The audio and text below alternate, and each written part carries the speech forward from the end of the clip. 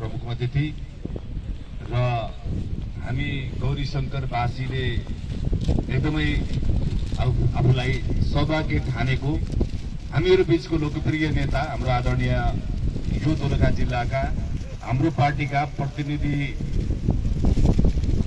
माननीयको रूपमा जसरी प्रस्तावित हाम्रो माननीय पार्वत गुरुङज्यू लगायत देशमा आसीन नेता कमरेडहरू र यहाँ उपस्थित हुनुभएका सबै आमा बुबा दाजुभाइ दिदीबहिनीहरूमा सर्वप्रथम मेरो हार्दिक नमस्कार अनि हार्दिक अभिवादन। धेरै कुरा जङ्गदाईले पनि धेरै कुराहरू राखिसक्नुभयो, स्वयं सरले पनि धेरै कुरा राख्नुभयो। यो गौरीशंकर गाउँपालिकामा नेकपा एमालेको आज दिनसम्म गरेको कामहरू, हरेक विकास निर्माणको गरेका कामहरू जे जति छ सबै नेकपा एमालेले नै गरेको कुरा तपाईहरुलाई धेरै कुरा राखिसक्नुभयो र मैले पनि म गौरीशंकर गाउँपालिकाकै वासी भएको हिसाबले हामी हिजोको दिनमा जे जसरी यहाँ हामीले शिक्षा आर्जन गर्नुको कुरा, हामीले स्वास्थ्यको कुरा, उपचार गर्नुपर्ने कुरादेखि लिएर हामीले यातायातको सेवा लिनुपर्ने कुरा, हामी सबैजना हाम्रै पुस्ताका धेरै साथीहरूले हामी घरदेखि चरीकोटसम्म बिहानदेखि बेलुका हिँडेर मात्रै त्यो ठाउँको यातायात गर्नुपर्ने, पढ्न जानुपर्ने, लेख्न जानुपर्ने यी सबै कुराहरूको त्यो पीडा हामीले भोगेरै आएको हो। हाम्रो पुस्ताबाटै जब यो गाउँपालिकामा हाम्रो नेकपा एमालेको निर्वाचित भइसकेपछि स्वयं खड्काको नेतृत्वमा यो गाउँपालिका स्वयं खड्का अध्यक्ष उर्मिला थामी उपाध्यक्ष भइसकेपछि र पार्वत गुरुङ नै संघीय माननीय निर्वाचित भइसकेपछि यो गौरीशंकर गाउँपालिकाको हरेक सडकको कुरा गरौं, शिक्षाको कुरा गरौं, स्वास्थ्यको कुरा गरौं लगायत अरू टेलिफोन लगायत धेरै कुराहरूको जुन ढंगको विकास निर्माण भएको छ, मलाई लाग्छ आफ्नो ठाउँमा जनप्रतिनिधि हुँदा र नहुँदाको अनुभूति गौरीशंकर गाउँपालिकाले त्यो अनुभूति गरेको छ। आज यो खालको हाम्रो ठाउँमा पार्वत गुरुङलाई हामीले दुई पटक माननीय नहुँदा हुन्थ्यो वा नहुँदा थियो भनेर मन्त्री नहुँदा थियो भने यो ठाउँको विकास भनेको दोलखा जिल्लाको कर्णालीको रूपमा स्थापित हुन्थ्यो। भलै आदरणीय मामा लालमामा यहाँ हुनुहुन्छ, उहाँले जीविसको सभापति हुँदा हामी सानो सानो हुँदा यो उत्तरी क्षेत्रलाई विकास गर्नुपर्छ भनेर लालमामा जिल्ला सभापति हुँदा उहाँले एउटा रोड म्याप बनाउनु भयो, उहाँले उत्तरकै भएर एउटा सोच दिनुभयो।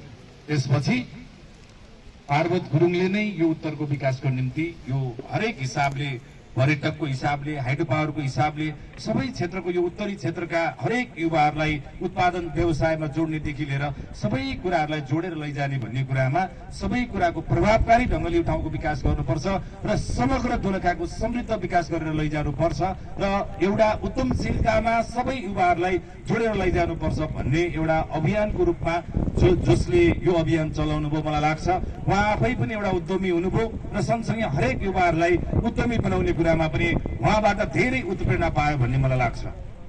र आज अलिअलि मैले सुन्ने गरेको छु, अलिअलि धेरै पटक भयो कि, दुई पटक भयो कि, तीन पटक भयो कि भन्ने खालको कुरा पनि मैले सुने। म सबैजनालाई अनुरोध गर्न चाहन्छु, हामीले आज बिहान खायो भने त्यो बेलुका पनि खानुपर्छ, आज खायो भने हामी भोलि पनि खानुपर्छ। यो त्यस्तै हो, आज खायो भने भोलि भोक नलाग्ने होइन। विकास निर्माणको कुरा र यो राजनीतिक नेतृत्वमा पुग्ने कुरा र संसद हुने कुरा पनि एकचोटिले मात्रै त्यो सबै कुरा हुँदैन। उहाँले जे जति सुरुवात दोलखा जिल्लाको सुरुवात गर्नुभएको छ, उहाँले गर्ने कामहरू जे जति सुरुवात गर्नुभएको छ त्यसलाई पूरा गर्नका निम्ति बाटो थिएन, त्यो कच्ची बाटोको रूपमा स्थापित भयो। टेलिफोनको टावरहरू धेरै ठाउँमा हुनुपर्ने थियो, कतिपय ठाउँमा व्यवस्थित हुन सकेन। इन्टरनेटको चुराहरू सबै ठाउँमा व्यवस्थापन सुरुवात भयो, सबै ठाउँमा पूरा हुन सकेन। स्कुलहरू व्यवस्थित छन् तर विद्यार्थी छैनन्, ती ठाउँलाई कसरी व्यवस्थापन गर्ने त्यो उहाँले सोचिराख्नु भएको छ। र हरेक युवाहरू गौरीशंकर गाउँपालिकाको दोलखाको युवाहरू जसरी विदेशमा गएका छन्, फर्केर आएका युवाहरूलाई पनि उत्पादन र व्यवसायमा कसरी जोड्दै लैजाने भन्ने भिजन हाम्रो उम्मेद्वारमा छ, त्यो नेकपा एमालेमा छ। त्यही दृष्टिकोण र विचार भएको हिसाबले नै आज यो देशमा नेकपा एमाले छ र यो देश छ। दोलखामा हरेक हिसाबले नेकपा एमाले 10-30 वर्षसम्म गरेको, नेकपा एमाले गरेको दृष्टिकोण, नेकपा एमाले विकास निर्माण थालनी गरेको हरेक कामहरूले गर्दा आज नेपाली जनताले, दोलखाली जनताले नेकपा एमालेलाई सम्झिरहेका छन्। नयाँ पुरानोको नाममा आज नयाँ राजनीतिक दल हो भनेर समाजमा उभिरहँदा आज पुरानो राजनीतिक दललाई त्यही माथि पनि नेकपा एमालेको सर्ते अध्यक्षलाई गाली गरेर मात्रै राजनीति हुन्छ भन्ने जुन खालको चिजहरू आज समाजमा विकास भइरहेका छन्। जेएनजी आन्दोलनपछि नागरिक सरकार बनिरहँदा जसरी केपी ओलीलाई गाली गरेपछि मन्त्री पाइन्छ भन्ने दृष्टिकोणबाट यो नागरिक सरकारहरूका केही अभियन्ताहरू र एक ढङ्गको सामाजिक सञ्जालमा अलिकति फलोअर्स भएका व्यक्तिहरू समाजलाई भ्रमित बनाउनको निम्ति लागे। आज पनि आफ्नो विचार छैन, दृष्टिकोण छैन, धारणा छैन, एउटा रोडम्याप छैन, प्लानिङ छैन, तर नेकपा एमालेलाई गाली गरेर यो देशको प्रधानमन्त्री हुनुपर्छ भनेर मान्छेहरू दौडिरहेका छन्। यस्तो खालको परिस्थिति आज समाजमा छ। त्यसैले यो जेएनजी आन्दोलनपछि यो 23 र 24 को आन्दोलनपछि जसरी समाजलाई भड्काउने र समाजलाई एउटा द्वन्द्वतिर लैजाने युवा पुस्ताहरूको बीचमा द्वन्द्व गराएर समाजलाई विखण्डित गर्ने जुन वातावरण सिर्जना भएको छ, त्यसैको निम्ति हामीले यो जनप्रतिनिधिहरू जनताहरूबाट निर्वाचित संसद अवधि नपुग्दै विघटन गरेर जुन ढङ्गको परिस्थिति आयो, यति बेला चाहेर नचाहेर निर्वाचन सही ढङ्गले हुन्छ हुँदैन भन्ने आशंकाहरूको बीचमा नेपाली जनताले आशंका गर्दा गर्दै आज निर्वाचन हुन गइरहेको छ। निर्वाचन जनताबाट अनुमोदित हुने कुरामा नेकपा एमाले कहिले पनि पछि हट्दैन। यो चिज हाम्रो पार्टीका सर्ते अध्यक्षले नि भन्नुभएको छ।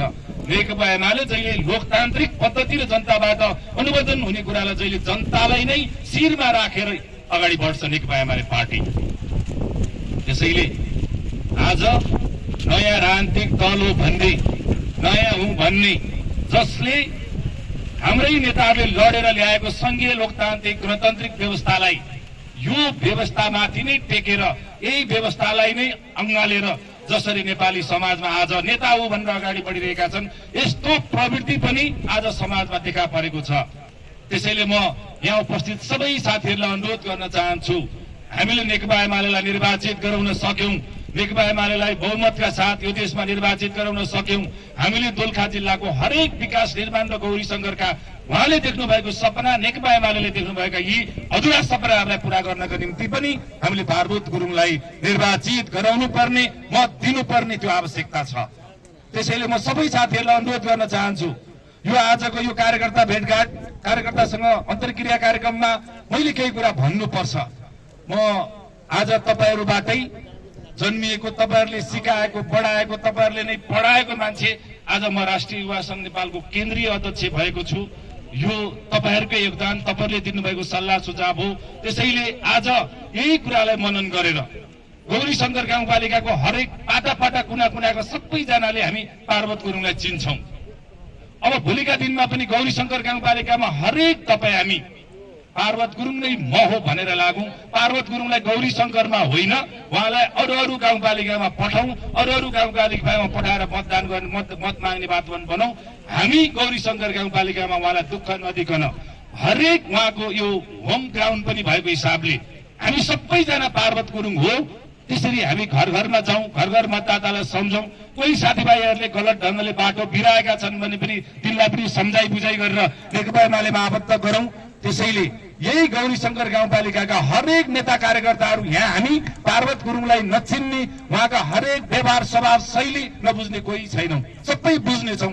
यहाँको विकास निर्माणको कुरा पनि सबै बुझिएकै छ। त्यसैले हामी हाम्रो ठाउँमा उहाँलाई इन्गेज गर्ने भन्दा पनि अरू पालिकामा उहाँलाई लैजाने र हामी पनि यहाँ भएका केही नाता गोता हुने र प्रभावशाली नेताहरू अरू गाउँपालिकामा गएर पार्वत गुरुङलाई मत माग्नको निम्ति, सूर्य चिन्हको मतदान गर्न पहल गर्नको निम्ति म सबै साथीहरूलाई अनुरोध गर्दै दोलखा जिल्लाको हरेक 74 वडा सबै गाउँपालिकाहरूमा यति बेला नेकपा एमालेले हिजोका दिनमा गरेका हरेक कामहरूको थालनी कति अधुरा भएका छन्, ती पूरा गर्नका निम्ति नेकपा एमालेको उम्मेदवारी हो, पार्वत गुरुङको उम्मेदवारी हो। हरेक दोलखाका हरेक नागरिक, हरेक कार्यकर्ताले पार्वत गुरुङलाई मतदान गर्न आतुर छन्।